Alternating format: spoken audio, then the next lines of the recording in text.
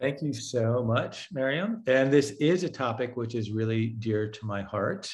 And we have two amazing guests, Shaun Leonardo and Liba Beyer, who are going to be sharing their ideas, their views, their methodologies, their perspectives, and their questions with us around this whole idea of how do we know if what we do works? And again, this is a question that I've been asking myself for many, many years. I became an activist when I was about 17 years old, 18 years old, and started creative activism in my 20s in the Lower East Side, working with a community organization.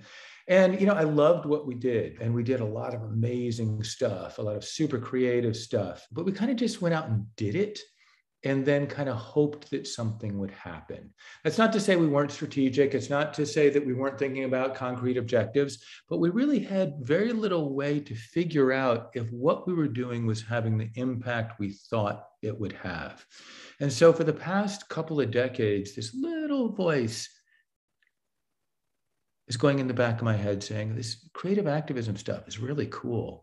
It's super cutting edge. It's a lot of fun, but does it actually work? And so a couple of things that I've tried to do and that we've done at the center is create a methodology for thinking about how does it work? And I'm just going to share very briefly with you something that I've been working on for a while, which is what we call the iFect app. And let me show that to you right here. And what it is it's an interactive app, digital app, and it takes you through essentially a series of questions. Everything from audience to ethics to goals to intervention, and then finally actually developing some sort of evaluative tools to see if this actually works. But what's very important in this is that the idea of coming up with measurements is relatively late in the game. In order to do this effectively, you really have to think about, well, what do you want to have happen before you can assess whether it actually does happen? And that varies depending on the context you're working, depending on what your objectives are, what your artistic aims are, and who your audience is. Another thing that we've been working on is I'm trained as a sociologist, actually. In my day job is I'm a university professor. And so one of the things I think about is social experiments. And so with a friend of mine, a colleague of mine from Denmark, we wanted to actually test whether creative activism worked. And so over the course of 3 days, a couple of years ago, we staged a public experiment in Copenhagen on a very busy bridge where we paired very conventional forms of activism with creative forms of activism. I'm going to show you a little video, let that speak for itself. And here we go. There we go. When in doubt, just hit quit. In any case, Mauricio is going to post, and look at that, he's already done. If you want more information about either the iFect app or the Copenhagen experiment, with a scholarly write-up and a more sort of general white paper around it, something you said is the iFect app is Creative Commons license. It's absolutely free. It's a kind of a do-it-yourself. And if you find it useful, great, let us know. And use what parts are useful to you and kind of move through the rest. But this idea of assessing the impact, well, it's something we've been thinking about a lot at the center. We're always learning new things. And we're always trying to figure out how other people in the field are doing this work, because there is no one answer. There's no one methodology of how to do this work. And so I'm really happy today to have two very divergent and incredibly accomplished individuals who also think about assessment. First, we're going to have Liba Beyer, who is an activist who joined the UN Refugee Agency after 20 years of service at Human Rights Watch, where as the director of Global Campaigns, she launched Human Rights Watch's first ever public engagement and mobilization unit. She has developed impactful global, national, and local digital advocacy campaigns to advance policy goals and promote human rights values. Liba received her MPA from NYU's Wagner School of Public Service and works extensively in the field, consulting on organizational strategic management, audience growth, media messaging, fundraising, impact evaluation, and human rights research in areas such as Rwanda, Indonesia, Thailand, Israel, and the occupied territories. She also teaches campaigning and strategic communications as an adjunct professor at Columbia University. It is my first time meeting Liba, but her name is already lore around the C4A offices as someone who comes to this ideas of creative and embraces creative activism, but also insists on a rigor and a methodology to evaluate it. So we're going to have Liba come up first, and then we're going to turn to Shaun, who I'll introduce later, who is going to, in some ways, expand our notion of both creative activism and what evaluation might mean. But first, I want to turn it over to Liba. Thank you for joining us. Thanks, Stephen. Thanks so much. So glad to be with all of you here today. And I am such a fan of the work and of the kind of creative campaigning you all have come up with. And I wish I deployed creative campaigning, even an ounce of how much you all do. So hopefully we can all work with that together. So I'm going to share some slides here, and I do have some super dense content that I'm super passionate about. And I will say, and the folks there know that I'm very practical about it. So I'm very much about like, how can you find a tool that you can use and a methodology that you can use in your work, in the approach. But I do want to acknowledge three things. One is that I am a huge subscriber and trainer and so on to hope-based communications. And I can put a link later on as well to Thomas Coombs as a person, and Anat Shanker-Osorio are two of the sort of gurus of hope-based communications, but not to do a training and get into that more. But I just want to say that everything we do, and even if we're talking about super challenging and seemingly, intractable issues, like a world refugee crises, like, conflict around the world, gun control, as we know from this week, et cetera, that I am personally an optimist. I think that, in order to do this work, probably most of you are optimistic by nature, but that everything we do needs to be in a frame of hope-based communications. And what I mean by that is not rosy, naive glossing over what the serious issues are, but always giving people a sense that change is possible. And without people believing that change is possible, that they can be a part of change, we can't build a bigger tent for the movements that we care about. So that was the one thing I just wanted to preface before what I talk about evaluation, because if you're doing evaluation right, you're going to come up with lots of answers of what isn't working as well as what is working. So that was the first. The second is that what I'm really focused on, because it's my area of expertise and what I'm doing, is very digital mobilizing and digital activism. So I assume that even if you are doing artistic activations and offline things, that there's always a funnel or a journey onto online engagement and name capturing and so on. But just to say that my area is really specifically around digital activism. And the third thing is that, as Stephen said, I come from 20 years at Human Rights Watch and now at UNHCR, and that evaluation incredibly expensive and resource, expensive on people power as well as financial resources. And I think that is one of the most sort of daunting things for people, is they think I have to stop the work or stop what I'm doing or pause in order to evaluate, or we don't necessarily have the funds to evaluate, so we have to go on our assumptions. I think there is a lot to unpack and discuss around that, but I want to acknowledge that there are, and I'm going to talk a little bit about partnerships, because I really think that there are so many underutilized partners in the sector of evaluation and audience insight and analysis, in particular academic partners who love to, it can be cost benefit there. You really need to figure out the right partner and how you structure those partnerships. But we'll talk about some of those. But I do want to recognize too that some of the examples I'm giving are the kind of Cadillac versions of what evaluation and measurement can be too. So on that note, I will share my screen. And Marian, you'll just tell me if you can see everything okay. Are you good? Yes, we're good. Great. So I love that Stephen started with, that obviously when you talk about trying to evaluate that your success, you absolutely have to start with what in the world are your goals and what do you hope to achieve with it?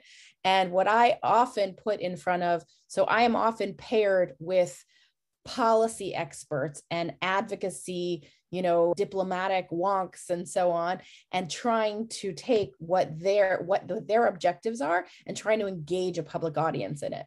So I often put to them the question of what's the best thing that could happen, and to not, and as I know you all are not, to not be risk adverse about it, but to dream big and bold about, if I was super successful, if I enraged or inspired the entire population of Denmark with a Copenhagen experiment, what would I want them to do? And what would I want to see as the outcome of that? So what I'm going to walk through here is a little bit about what we mean by campaigning, how we set and structure those goals, and then really focus on audience, because the audience measurement part, how we identify the right audience, how we know we've reached the right audience, and what we want the audience to do.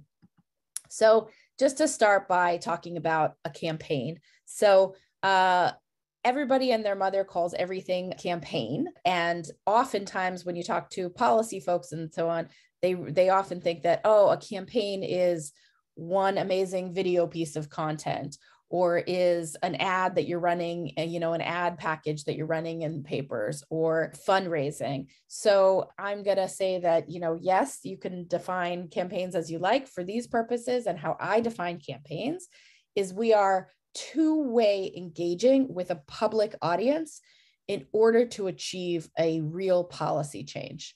So it's not one-way broadcasting. We're not just putting out content or advertisements or video or, a mural, but we're looking at then how does that become an opportunity for engagement and participation by the public in a way that's going to make an impact on policymakers, decision makers, and ultimately the lives of people. So when I talk about impact, just to say, and people may be defining impact differently and looking at different kinds of impact, I'm specifically talking about the policy impact for the examples I'm going to give you.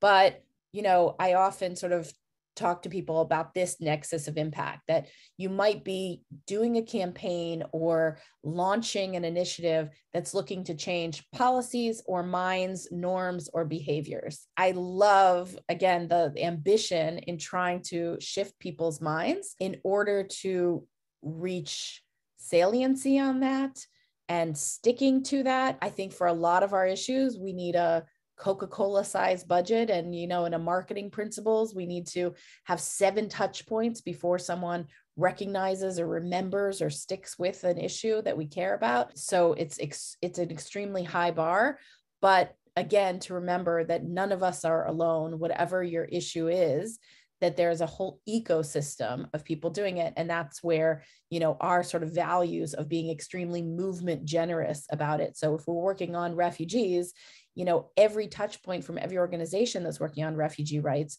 should be, driving towards the same kind of audience funnel and audience goals. So, but the examples that I'm working on are, primarily focused on this policy change.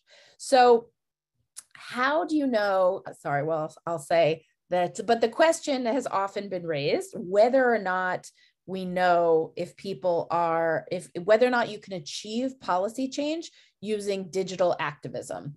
Can you raise awareness? Can you socialize or educate people? Maybe, but can you actually help to generate policy change? And, here, of course, I'm talking about, petitions or emailing a legislator or phoning or a tweet storm or a stunt or an action outside their office, all of these kinds of things.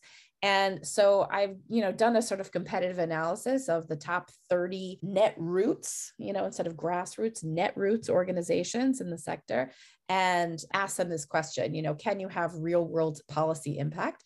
And the answer has come back that, we're asking the wrong question, that asking if you can have impact using digital advocacy is like asking if you can have impact using the telephone. So I was saying that, for people under 30, this is a telephone. But the point being is that who are you calling? What are you saying? Who's calling after you? Who's picking up? So that digital advocacy is a tool. It's not a strategy in itself. And this kind of campaigning or any campaign activation is a tool that has to be part of a complete ecosystem of a robust, sophisticated advocacy strategy. So if you have a concept to do something on domestic violence and you have a phenomenal activation and way to inspire people, but you don't have someone pushing on the grass tops level on advocacy, who's the partner that you can find who can complement that and that can be doing that at the same time and, 1-2 punch for the kind of activation that you're looking to do. So for that, I really look at creating a theory of change. What's going to be, oh wait, I'm so sorry. 1 second. Sorry. There we go. There we go. So this is my change theory of, any cause that I'm working on. What's my vision? The vision isn't necessarily the goal as much as the vision is what will the world look like after what I have seen is accomplished. So, if you're looking for safe gun law, sensible gun laws, sensible gun laws is the means to the end, but the end is that, people feel that people feel secure and comfortable with sending their kids to school.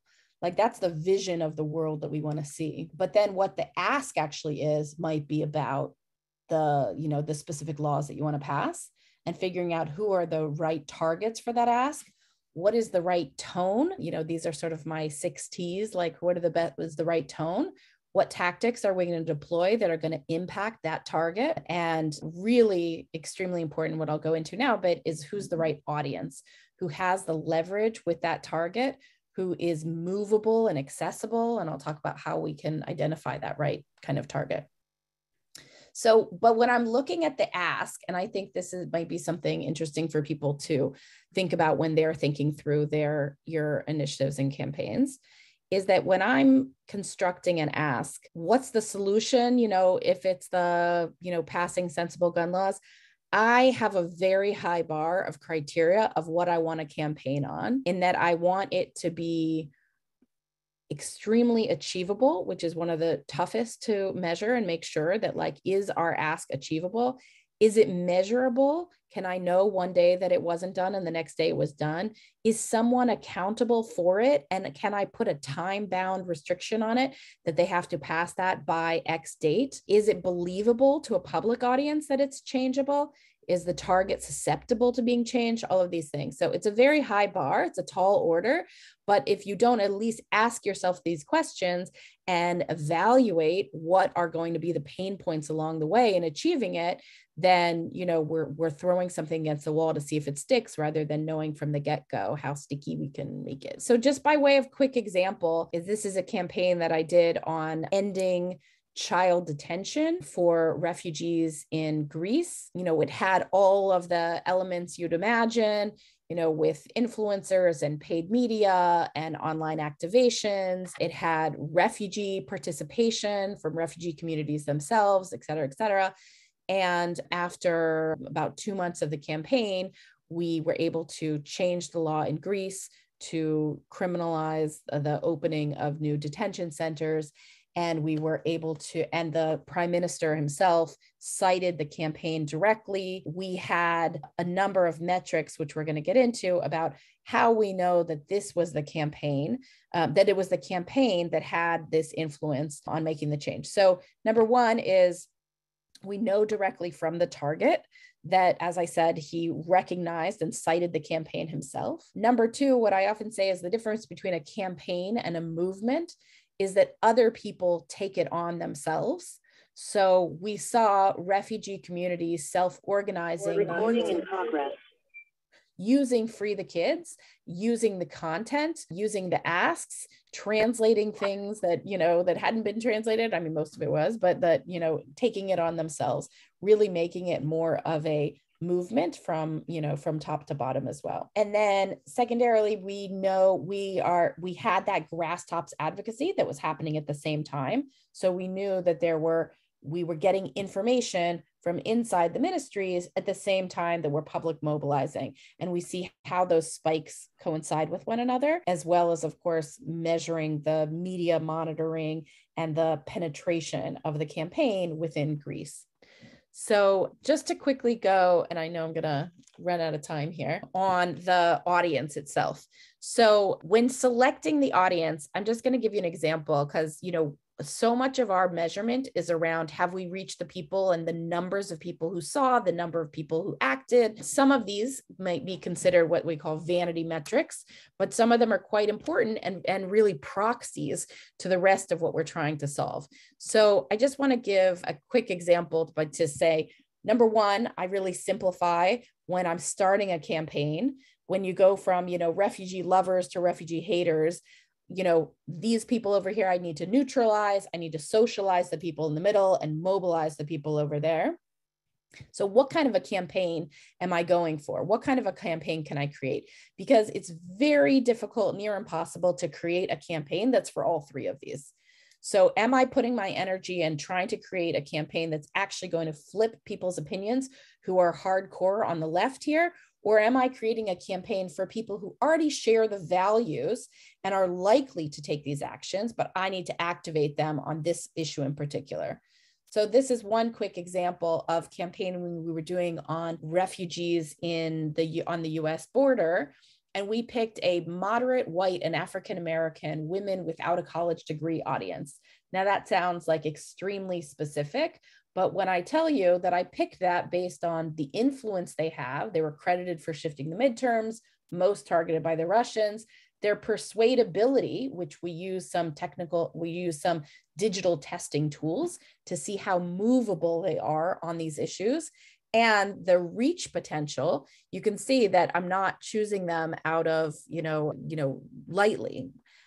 I'll skip in the case of time. I'll just hold there for 1 second in case anyone wants to take a screenshot or anything. But then once I've picked that audience, I have to really dig down and do insights into, what do I know about that audience? What are their values? Where are they? How are they reachable? What's going to move them? Who are their influencers, and so on? These are some of the agencies that provide some of the best audience insight tools. Yeah. So, but then what am I actually measuring about this audience? So this is the measurement framework for the digital campaignings. Number one is the reach. Then did they engage with it? Was my engagement with them efficient? So how many the costs per $1,000 or 1,000 clicks, how efficient is my engagement with them? Because you can reach a certain audience. You can always reach an audience depending on how much you spend, but is it efficient or not in scaling that? What did they actually then participate and convert into taking the actions that I want? And then of course, ultimately, did my campaign have the kind of impact that I was? And then everything we do with an audience, even before you launch, has to be tested over and over. And I love that, Stephen shared some of the A/B testing there with the Copenhagen project. But these are some of my overarching questions that I ask when I'm trying to test something. And really coming back to the hope-based communication, is this the conversation that I want to be having? Do I want to be having a conversation about a border wall, or do I want to be having a conversation about compassion and empathy for people? And, can we accomplish the same thing with less? We always want the bigger, the more attention, but it may be the case that there's a specific audience of 5,000 people in Washington, D.C. who are the key to making this decision, rather than, even if I reached 5 million people in a viral video anyway, and so on. So my parents skip this because I'm out of time. Here's just one quick example of some testing that I think is really resonates with a lot of people, which is we were creating content on refugees at the border, and we had decided on that audience that I explained to you. We had learned that the values, we wanted to lean into the values around fairness and compassion. So we made this video content that was centered on that. Then we tested the video on which was going to work better, the female voiceover or a male voiceover, a shot of Fox News included or no shot of it, pick the border wall or not, etc. These tiny tweaks using the same raw material, so it didn't pose a huge additional resource lift, resulted in 35% increase in the reach of the content. And what the most interesting thing about it in any testing is that if you would have asked me which way it would go on every single one of these, I would have picked the opposite. So if I would have gone with my gut from it, I would have been 35% less on my own. Maybe I'll sort of end here a little bit, and the messaging comes back to the same kind of testing and theory in creating your messaging. But just to say that, and I think you all have embraced this more than anyone else I know, is that, you know, when we're talking about social change and trying to bring attention and movement to these critical issues, we are very much selling, you know, vegetables in a world of candy in order to get people online for things. And in order to do that, you know, we really have to, again, stress the hope-based aspect, that there is always a possibility for change, and that people really seek now more than ever in our, you know, post-COVID or COVID world, connection and belonging. And so thinking about how we create connection and belonging with it, along with our campaign, which brings to the last point, is just about partners. And we never go it alone. There've got to be partners who give legitimacy, give local flavor, give diversity, breadth, relevance, complement what your organization, what your initiative is best at.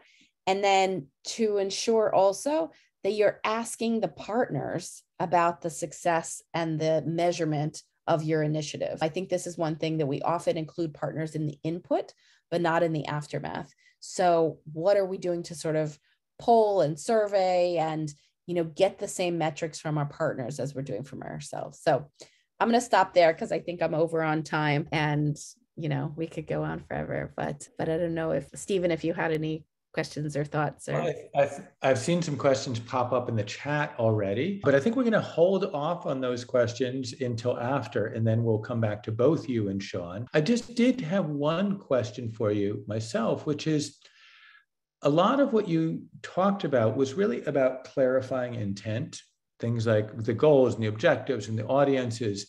Do you find that just that process actually ends up resulting in a better intervention, regardless of whether you can measure it or not at the end?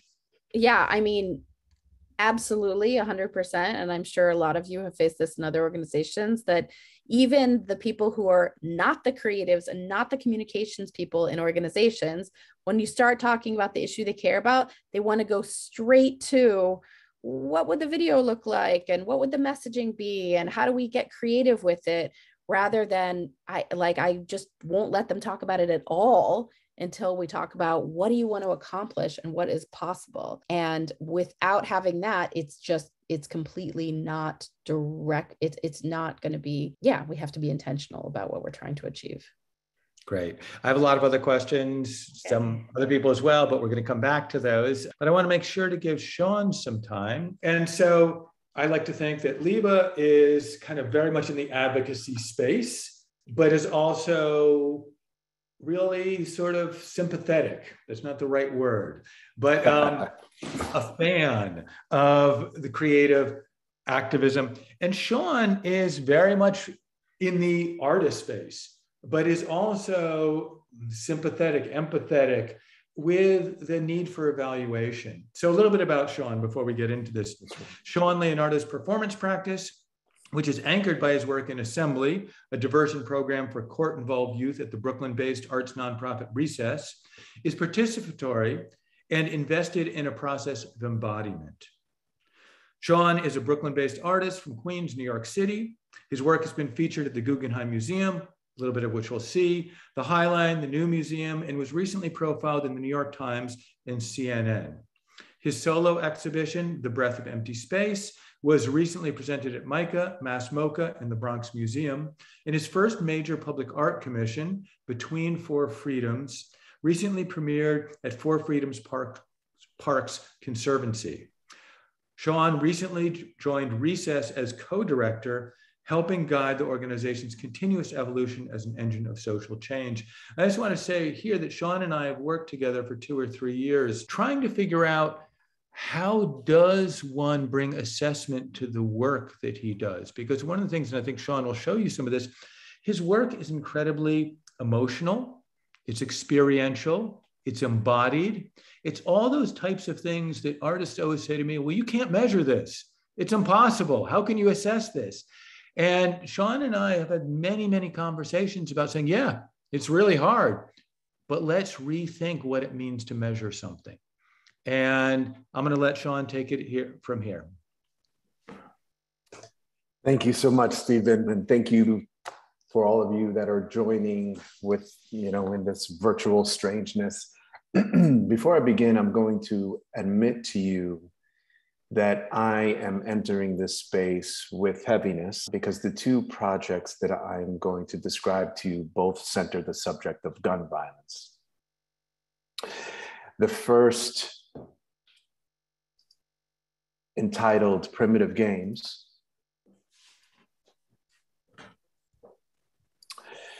transformed the Guggenheim Museum into a gladiatorial arena based on one of the most brutal games I've ever experienced or witnessed, rather, that is still is conducted to this day in Florence, Italy, entitled Calcio Storico, my own work, again, being called Primitive Games, convened 4 distinct groups in separate workshop processes, the 4 groups being the New York Police Department, the second, military veterans, a third that I coined citizens impacted by street violence, most readily gang-related violence, and a 4th group that I diplomatically described as recreational users of firearms. I want to tell you that from the jump, it was important in this process that throughout the entire trajectory of the work and in these invisible workshops with each distinct group affiliation, again, separately, that never did I utter the words gun nor violence. Instead, what I asked the members of each group to join me in was a process in which we examined the ways in which their bodies have internalized and therefore responded to conflict. And it was in this culminating performance that you see here that I then asked these groups to reckon with one another on an individual basis, maybe for the first time. The way that that was conducted is that the groups entered this space, seeing one another for the first time. And then in a sort of ritualistic ceremony, I had them divide themselves into 2 separate teams. Again, 4 groups, determining where they stand on 2 different sides, not based on political questions, at least directly, but instead I had them address the ways in which they might respond to conflict and confrontation, not as cop or veteran, et cetera, but as a human being. What that looked like is that I had them all line up at the center of the arena. And if they agreed with a statement that I offered, they would step left for yes, right for no. And those statements started with things like, I think I am a good person. Move to things like, I fear for the safety of my community. And then graduated to statements like, I've held a bullet, I've witnessed someone die,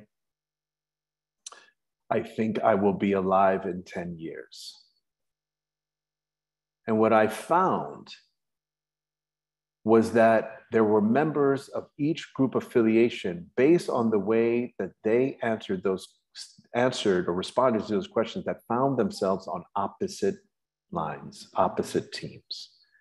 The anecdote that I always love to offer is that there were 2 NYPD detectives that had been partners for 30 years that based on the way they internalized and responded to those questions found themselves on different teams and actually facing one another.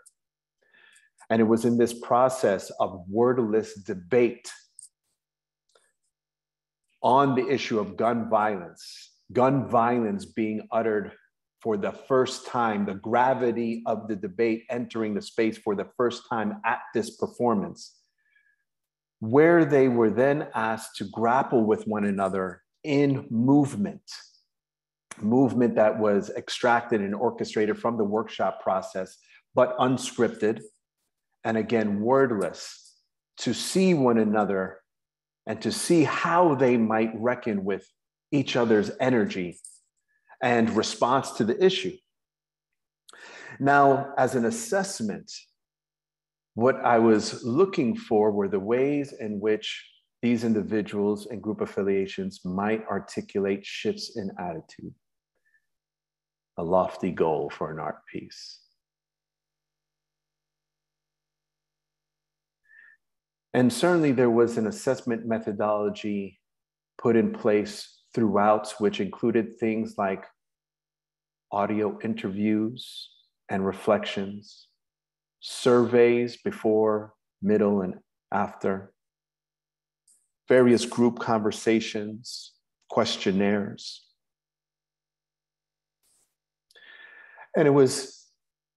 And also intentionally, 2 different gatherings that followed the performance. It was in the first gathering that each participant met each other for the first time more fully. And I can tell you that in the ways in which they identified each other in the performance, or their perceptions of other bodies in the room, and the ways in which they assigned cop, military officer, gang member, et cetera, to one another, across the board, participants got those identities wrong. And so the ways in which their experiences of conflict and confrontation were articulated through the body and not through speech actually looked quite familiar across all of the participants. And even more so, at the core of those experiences and the ways in which those gestures conveyed those narratives and experiences of conflict, what you saw that looked even more familiar was fear, the way in which fear is housed in the body. I'm going to stop share for a moment, then I'll go back. And I'll say to you, and I'll share with you that in the second convening, which was with an even smaller subset of participants, we actually debated the subject of gun violence. And we spoke about their positions. We spoke about their shifts in attitude.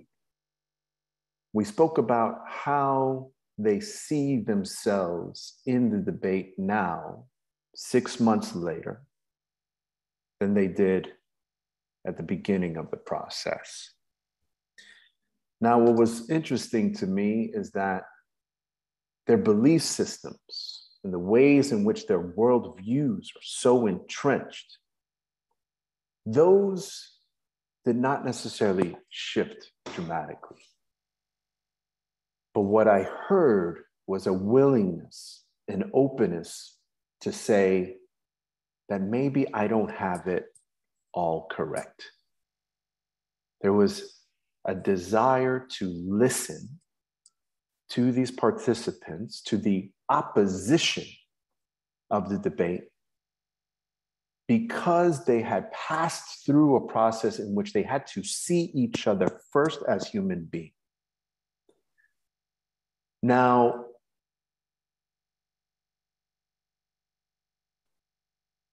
it did not change policy, and it certainly did not prevent the tragedies of the last 10 days. This project was also staged in 2018, and there have been plenty of murders since then. And so I think about and have been revisiting this work over the last 48 hours, wondering where it is that I insert myself as an artist, or whatever other title you want to give me. And I remind myself that while there wasn't a maybe legislative shift, I did hear from a cop that after 30 years of service, they felt they had regained the tools to see what was being conveyed in someone's body language. I heard from a military veteran that for the first time, they felt that they could share how it is that they felt abandoned, how it is that they were afraid. I heard from an individual that would be assigned gang membership, that they better understood their relationship to the streets. I heard from a gun enthusiast that if they felt that giving up their guns would save lives on a national level, that they would. And so I wondered to myself, is it still worthwhile?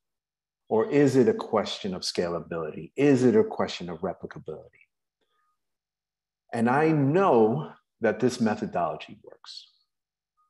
I also know that yesterday morning I cried.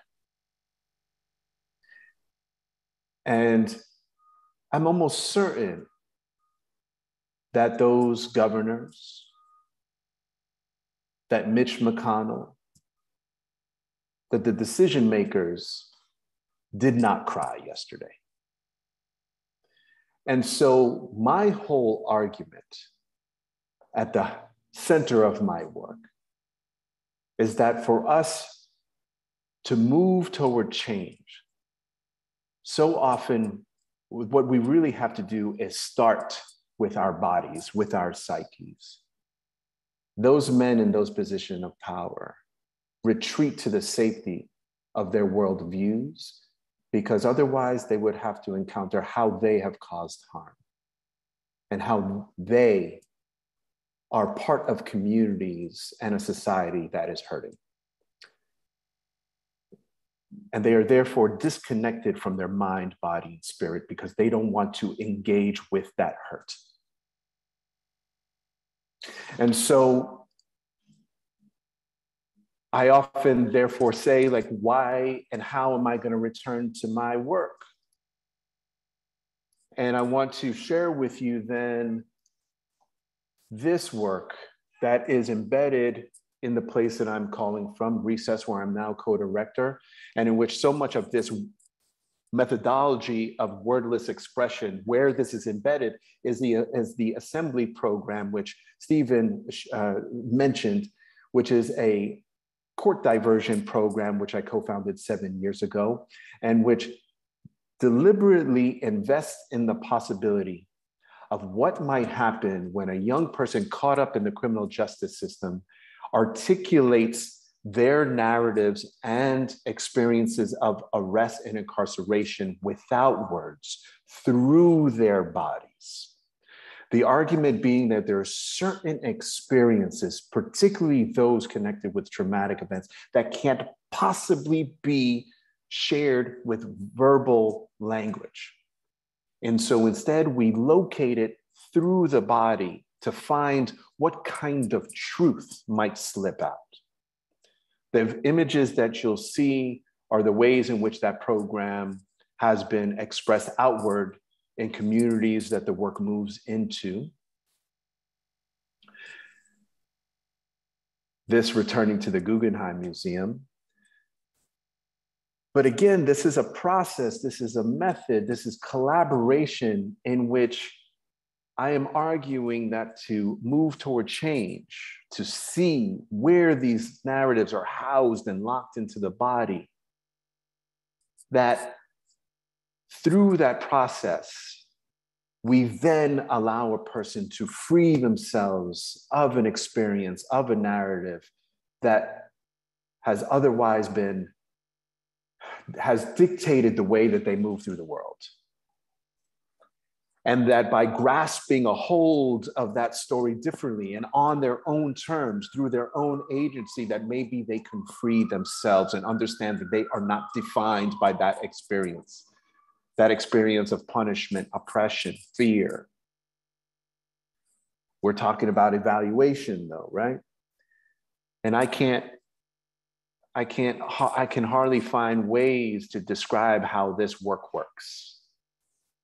And quite often, What I see, because it is wordless, can't even be captured in narrative methodology.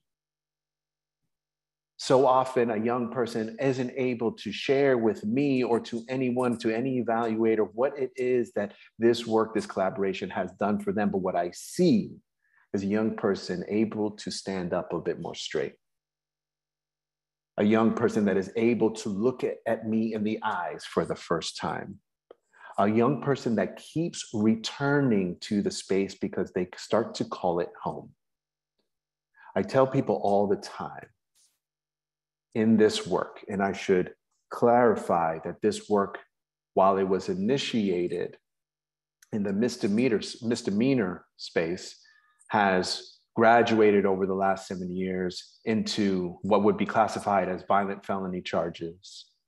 And even more specifically, in a direct cooperation with the Brooklyn DA's office, with a cohort of young, primarily men, that are caught up in felony possession of a weapon charge, colloquially known as gun charges. This is an area that is highly contested, highly pressure-filled, specifically because of our current mayor, Mayor Adams, whose belief in containing and controlling gun violence is in locking people away. And so this work of gun violence prevention flows throughout my practice. And as Stephen says, always returns to how we cater to hearts and minds, not only shift hearts and minds, but see one another as human being first.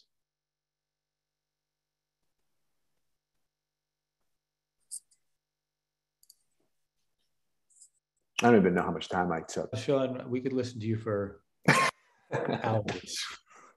To quote Gabrielle, it's so moving, the work that you're doing and your own embeddedness within that work. One of the things when we first started working together, I asked you about is who's your audience? Is it those people in those rings at the museum, or is it the people you're actually working with? And you said both. But the more I've started to work with you, it's really the people that you're doing the embodied practice with, not the people that are watching. Yeah. And that raises a question, which is scalability, or what Susan Clark says, propagation, which is how do you reach those governors? How do you reach those policymakers? How do you reach those people who won't get in a workshop and work with you and do the work that I've seen you do with them and with each other? Yeah, this is a great question for this particular moment, but I want to start with the configuration of the Guggenheim, which you specifically, for the Guggenheim Project, which you specifically helped me see more clearly in terms of the potential ripple effect. And the majority of the work, particularly because the workshops were so opaque to an audience, really being the investment of the participants and there being an impact, a power among those that were present and witnessing that action, but on a very different level. The core question or assessment there being, did they, as witnesses to the act, also guess incorrectly who was who, and therefore leaving with a way in which they were problematizing their own perceptions of how they encounter an other. And then the potential of the ripple effect of people going back to their homes and expressing the way in which this experience challenged them. But at the end of the day, what I want to do is be in the room. Be in the room with those that can be policy makers, movers. And so what's been interesting is that since that project, I have moved further and further into strategic creative engagement that does get me in the room. And it's interesting that I'm sharing this space with Liba because I'm currently in a coalition effort, and you ended on the slide of partnership. in which, in pooling our resources, developing a multimedia theater presentation, which is specifically looking at challenging the criminal narrative that has its primary audience, the district attorney's office in Brooklyn, in Manhattan, and the Center for Court Innovation. But the lead up to that work and the call in has been a campaign methodology in which we hope to release teasers that pull and invite and continue to bring in that audience even before the thing happens. So it's a strategy that I find myself pouring more intention into. I know we're at time, Miriam. Oh, Are no. we? We have more.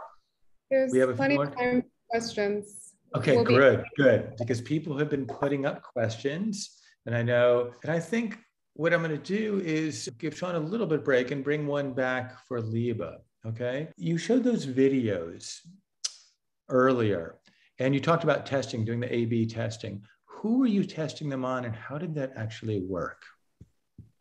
Yeah, so I really strived everywhere I've been to try to really make testing a part of the practice, no matter how big or small the project is. So all of that testing was done on social media, primarily Facebook for the one, and it was tested for reach, for my target audience, for how much they engaged. Some of them then were reserved something to see, were they going to click on it again, or now that they had seen something, like, were they curious to learn more, basically. But testing can be done for as little as $50, can give you like actually an insight, depending on who your scale is, what kind of population you're testing for, et cetera. Yeah. Okay, so I have another one for you. This is from me. Sure. If you heard a little bit about how Shaun works. Yeah. As someone who thinks about this all the time, Shaun comes to you and says, Liba, I want to figure out if this stuff is working. I know it is. I see it in their bodies. I see it in their chained relations to me.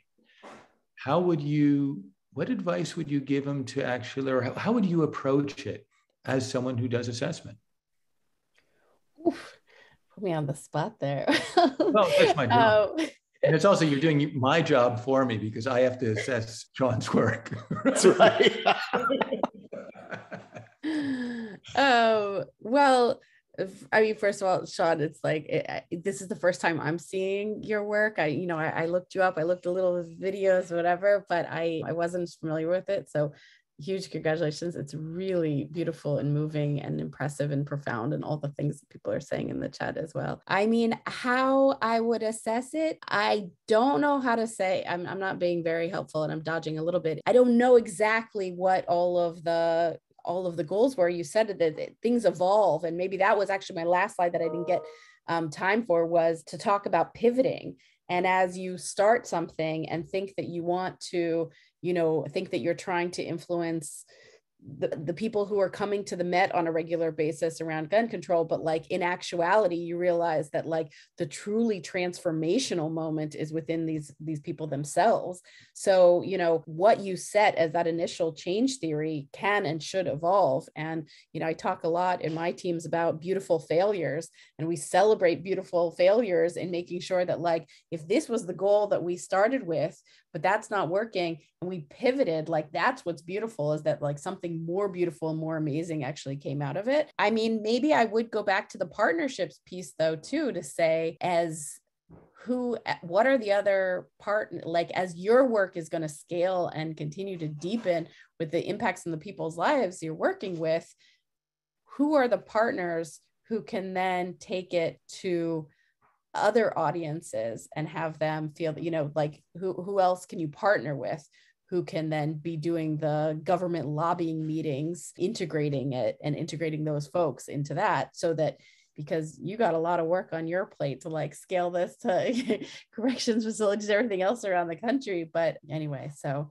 maybe it would be a bit of an audit about, what are the other kind of complementary partners we can bring in. Mm-hmm. Great, thank you. Shaun, you watched Liba's presentation. You see how to make it creative. Yeah, no, that you've seen the sort of work that she does. Coming at it as an artist, what advice could you offer her, or suggestions, or could you offer her? This is also very sneaky of you, Stephen. Of course it is. I was really moved and affirmed when, Liba, you said that in the example that you offered, that refugees did offer, that they did participate and contribute their voices and experiences. I find that while it is not the entire strategy in it of itself, allowing those most impacted to take the lead, and also not only in their stories, but in creating the container for the work, always allows for more learning and an authenticity that is hard to evade from the viewer, from the listener's side. It can't, but again, it can't be the sole strategy, because there is also, in my experience, a way in which particularly those with power move into a mindset of exceptionalism, in which they say, well, that only happened to them, that is not the full story. And so as it's accompanied with data, with statistics, with larger policy rationale, it can be just such a strong package. Thank you. I'm going to now take some questions from people that have been posting. And this one actually, I think, works as a nice segue from what Shaun was saying, which is doing these sort of interventions, whether it's going to be with refugees or with around issues of gun violence. Do we have to be careful of kind of jumping in as artists and advocates to people's lives whose lives are consumed by these things? That is, do we need a sensitivity? And I know both of your work, and I think you kind of have figured out how to do that. But I'll be honest, I see a lot of artists and I see a lot of activists which parachute into problems, which they don't really understand, and it just becomes content for their artwork. How do you avoid doing that as artists and advocates?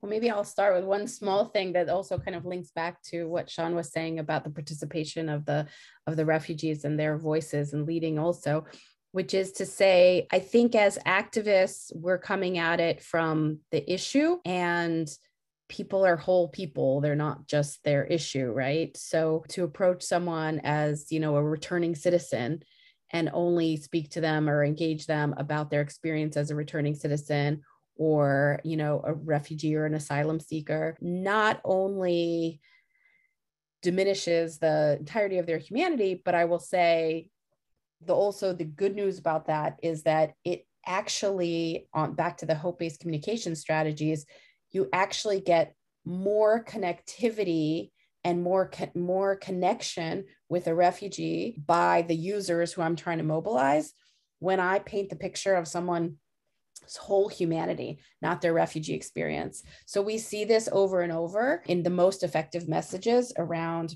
mobilizing people and moving people's minds to refugees. So the best example is like in Nauru, which was the basically prison that Australia has shipped off their asylum seekers to. And you could go and tell the stories, really painstaking experiences of the children who've been living in Nauru. Or you can go, as folks have in the campaigning, and talk to the kids about what is their favorite music. And over they heard about Beyonce, and had kids who were like literally, performing Beyonce songs for them. And what that did for the audience to want them to participate is it brought a piece of shared humanity. Like, what do I share with this person, rather than what don't I share and what makes this person's life experience entirely different from my own.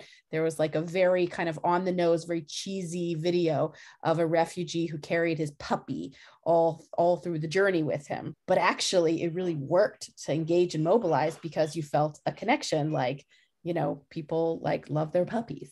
So anyway. Mm-hmm. And I think it's to the person's experience also. People say, well, aren't you diminishing by not recognizing their experience? But what we found over and over is the refugees say, I want to be treated and talked to as a whole person, not this one experience that defined my life. Sorry, didn't mean to interrupt, Shaun. Yeah. Right. That's exactly right. I mean, I was just going to say you're entirely spot on. What I often see in the artist space, particularly those that are codified as socially engaged artists, is that we quite often don't have the resources to take the time. And unfortunately, the very first thing that artists neglect, therefore, is the relationship building. And in my work, whether it's a particular project or a durational program like this one at Assembly, what I prioritize is first being with people and just being in the space, existing together, having a meal, understanding what our interests are. And I will also say, similarly to what Liba shared, in the methodology, in this performance-based methodology, which I call visual storytelling, more often than not, we're not centering a particular story or even experience of the subject. So you heard me say, like, I never even shared the words gun nor violence throughout the process. And at Assembly, I never request a story of arrest or incarceration. Instead, we organize ourselves around an emotive space that is prompted by a single word often, something like anxiety, desperation, isolation. And so what happens through that starting point is that people are first coming to the method through the performance, not being analyzed as a subject, but instead in a sharing with the belief that they are not alone in that experience. Mm-hmm. Because everyone knows, well, I know what anxiety feels like. I know what fear feels like, know what isolation feels like. Through that process, of course, those very raw experiences of arrest and or incarceration may come up, but it's not what we center. What we center is how we feel.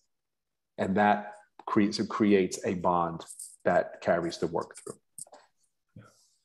I know with the methodology for assessment that we've developed at Center for Artistic Activism, we start out and end with, and everything in between, with questions. It is not going into a situation and saying, you should be doing this, you need to measure that. But it's literally, what do you want to do? What is important to you? It begins with the people that are doing the work and it ends with the people doing the work. And we do that for a number of reasons. One is in order to be accepted, in order to get buy-in, in order for people to take assessment seriously, they have to feel that they are part of it, that they are the ones that are creating the markers, creating the measures that are meaningful to them. And also, it's not just about buy-in, it's a philosophy as well, which is to say, who are the experts here? The people doing the work are the experts. The people that are actually engaged in the practice are the experts. They're the ones that know what they want to do. They're the ones that know what are the best ways to do it. And what's wonderful about asking questions as opposed to telling people things is people come up with incredibly creative answers to things and build them into their projects, things that someone who's trained as a sociologist like myself would never think of doing. And so I always think this sort of query-based model is a model that's based in humility. You don't know the answers. You listen and you work with other people to come to solutions that then have to be resolved again and again and again and again, like those final slides of yours. Stephen, I want to share with the audience that one of the most important things that you have really asked me to think about and therefore embed in my own process is the question of, am I asking the right question? And it's similarly to what you said, Liba, like the intentions can actually move and they should evolve if you're listening and participating with the folks that are coming to the table. And I think the work in assembly and how it was connected to primitive games through the same methodology has been really telling for me, because our young people have dictated that the subject not be about gun violence prevention, but instead be about how we cultivate community safety, which is a very different lens to put onto the work, and therefore will ask very different questions. Yeah. We have a lot of questions up here and not that much time. I'm going to go for a big question, which I think is an important question. And this is from Helena. What words of advice would you share to a young artist or activist or advocate, or I'm going to add assessor, evaluator, looking to get started in the world? And what have been some of the most important lessons that you learned in your own work in careers? The thing that is coming to mind is, which is interesting because so much of my practice is an investment in the verblet. But my advice, which I hate giving advice, is be careful of the language that you use. What I found was incredibly important in the Guggenheim project, for example, and I'll offer two sort of examples. I never used the word empathy because I found that was a word that could be co-opted very easily and misconstrued as sympathy. Mm-hmm. And this was incredibly important to how the institution spoke about the work. And by removing the word empathy, it actually caused them to work harder to describe their collaboration with me and therefore with the participants. What I also discovered, and which I sort of inherently and innately knew, is that once we actually did move into verbal debate, that I would not use the language or term gun control. Because as soon as I threw that back in, people would move back into their entrenched positionality. Instead, being deliberate on focusing on gun violence, the violence being the piece that touched everyone's lives and required that they center their own humanity first, the ways in which they were afraid. Thank you, Shaun. Think so. Well, like I said at the beginning, I'm super practical. So I have a very different response to that, which is really about looking outside of your sector and looking to the private sector and skill building, take like on, digital marketing classes are a dime a dozen now. Like take a digital marketing class on how to sell widgets so that you know how to like attach and get to people to move them on issues that matter to us. And the same thing with, outside of your sector and outside of your level, if you work at grass tops, like talk to people grassroots, vice versa. And if I get so much that communications, of course, everyone knows, for Stephen and Rebecca and I have been around for a while, that of course the whole world has changed the last 10 years, but actually the whole world has also changed the last 10 minutes. And on strategic communications, like things move so rapidly that like I get tons of interns and I rely on my interns to tell me like what's changing, what's new. So like I'm not just looking for advice and mentors who have more experience than me, but I'm looking for advice and mentors who have less experience too. So I'm a big fan of generational mentors who have taught me a lot and keep them hopefully current. Liba, I need to jump on this real quick and offer, because this is such a critical point that artists particularly miss, young artists especially. I meet, or I get the question of, advice or, how to conduct this type of work ethically, and therefore meet artists that want to engage in these huge oppressive systems and have no idea how these systems actually work. And have never visited in the case of the court system, have never actually gone to a public arraignment, don't actually know what the mechanics of arrest are. And so in the same fashion that you're sharing, like you got to know the tools, you got to know what you're grappling with. Love it. Yeah. Amen. And I'm trying to think of a clever segue, and I'm just not going to come up with one. I just want to thank both of you. I think we had this idea of pairing the two of you, and we're like, it's either going to work or it's not going to work. And I feel confident in saying it worked, right? And so thank you so much for sharing your practice, sharing your philosophies, sharing your ideas, sharing yourselves and your passions here with us, to make a better world, But now I want to hand this over back to Rebecca, who is our Executive Director of Center for Artistic Activism. Hi, thank you so much. Thank you, Shaun and Liba. That was amazing. Oh my gosh, so amazing. So many incredible things were said and felt. And thank you, Steve. And thank you, Miriam. And thank you all for being here. I do want to mention on this question of advice, I actually happen to have a great bit of advice. This is Steve's book, who he wrote with our other co-founder, The Art of Activism, which has many years of advice and actually takes a lot of the research that Steve has been doing, a lot of these questions about assessment and how it works, and puts them into not only a book form, but there's a workbook that goes with it that helps you to think through your own process. So we could put a link in the chat to that. And we'll send a follow-up email with links to that, with links to some of these incredible resources that people have shared here today. We do have a question for you, which is, we want to assess ourselves and know if it worked. It sounds like from the chat, this did work today, but we really want to know why, because we are always looking to improve and iterate on our practice. So I would love for you to take just about 2 minutes, Miriam, is that fair? To right now, click on the link. Please give us a little feedback. We'll actually give you a couple minutes. Maybe we'll even play a song. Liba, Shaun, Steve, feel free to do it too. We would love your feedback, and it'll help us so much. So thank you. And then when we come back, I'll just say 2 more things before we go. So Miriam, are we good?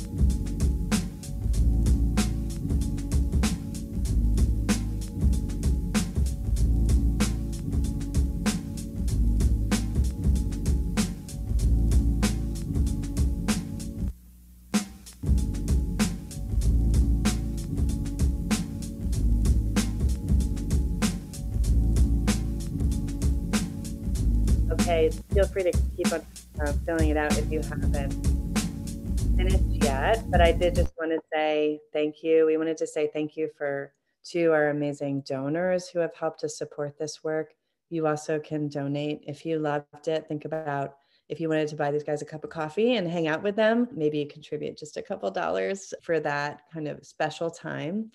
And we could put a link in the chat to that. If you want to link to us and tag us on social media, we're looking to spread the word about this incredible series, Revolutionizing Activism, and we'd love for more people to come and take advantage of our incredible speakers. So email us if you want to connect and know more. Make sure you're on our newsletter.